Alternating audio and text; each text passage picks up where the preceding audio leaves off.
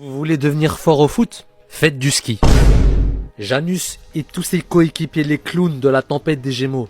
Ça nous les a vendus comme les méchants ultimes. Ça a détruit 58 collèges. Ils ont mis fin à l'année scolaire. Au mois d'avril, ça a envoyé 787 gosses à l'hôpital, dont 327 en soins intensifs. Tout ça pour se faire battre par des mecs qui sortent d'une classe de neige. Ils se sont fait battre par des mecs qui n'ont pas touché un ballon pendant une semaine et qui ont fait du ski à la place. Quand tout à coup j'ai senti comme si mon corps se remplissait d'énergie. C'est le pire power-up de l'histoire des animés. Zama, le ski c'est plus fort que le dopage. Mais du coup Genesis, c'est pas Axel Blaze qu'on aurait dû ramener pour les battre. C'est Martin Fourcade. Mais oui, c'est ça. Le pire c'est quoi? C'est que le ski ça les a pas juste rendus meilleurs au foot. Non, c'est devenu des surhumains. Sens du jeu amélioré. Nouvelle technique débloquée. Mais dites-vous, même avec tout ça, il y a des choses qui changeront jamais. Qui est le joueur le plus nul de la planète que vous avez jamais vu passer ici? Nul!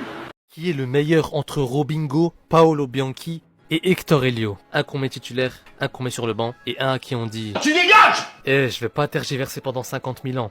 Le titulaire indiscutable, c'est Hector Elio.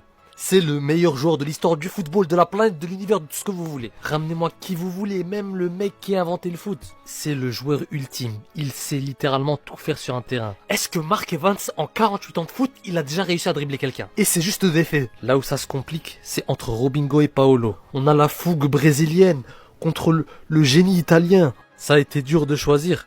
Jusqu'au moment où je me suis rappelé que Robinho il a commencé à danser en plein milieu du match. Balança o ombrinho, vai, balança o ombrinho, joga a perninha mandando um passinho pra lá e pra cá, jogadinha do Paquetá, jogadinha do Paquetá.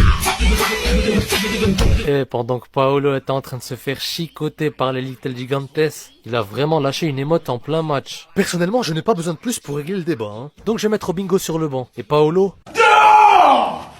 Les plus grands trafiqués de l'histoire du foot. Les gars, faut qu'on parle de la sélection du Qatar. Quel âge toi? Mais à quoi joue la fédération internationale? Je rappelle que c'est censé être un tournoi pour les moins de 15 ans.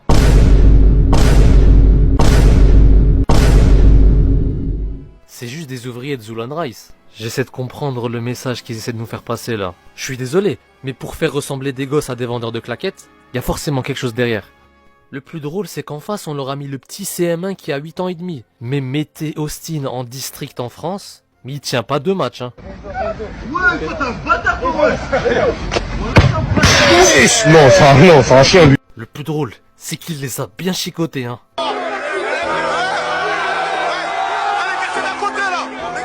Wesh. Même Caleb, il est choc-barre. Si pendant qu'on se bat, tu me vois sourire, fuis. Conclusion, si vous êtes en embrouille avec quelqu'un de plus vieux, envoyez votre petit cousin. Joshua Kimmich à une trentaine de mètres de la cage. Une raquette. Un missile énorme. C'est l'heure de lister tous les trafiqués. Si vous n'avez jamais réussi un contrôle de licence, cette vidéo elle est faite pour vous. Quel âge toi? Notre premier candidat c'est Adam Ropes, le gardien du collège alpin. Le premier mec de l'histoire à faire du foot intercollège pour vesquer le service militaire. Je sais reconnaître le visage d'un mec recherché par le Kremlin quand j'en vois un. Il y a sa tête partout sur les avis de recherche à Moscou. Il n'y a pas une seule frame où il n'est pas suspect. D'ailleurs, Adam Ropes, ça n'est pas son vrai prénom. Changez un peu les lettres, mettez un peu dans l'ordre, et ça donne, exactement, Vladimir Kriminalov. On vous la fait pas à vous, hein. Quel âge toi?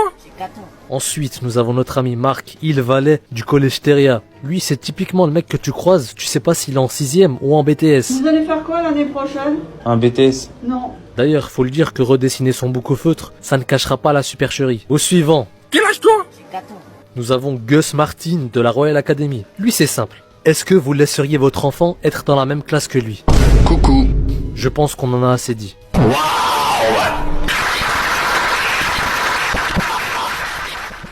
Est-ce que vous vous rendez compte de la puissance d'avoir un OST à soi? Je pense sérieusement que si dans la vraie vie on avait des OST à chaque fois qu'on faisait quelque chose, ça serait 100 fois plus excitant. Regardez juste Axel. À chaque fois qu'il y a son OST qui se lance, il y a un classique qui en approche.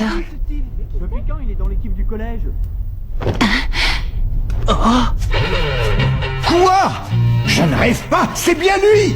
Mais oui, c'est ce formidable joueur qui a participé au tournoi Football Frontier l'année dernière. Et même quand il n'y en a pas besoin.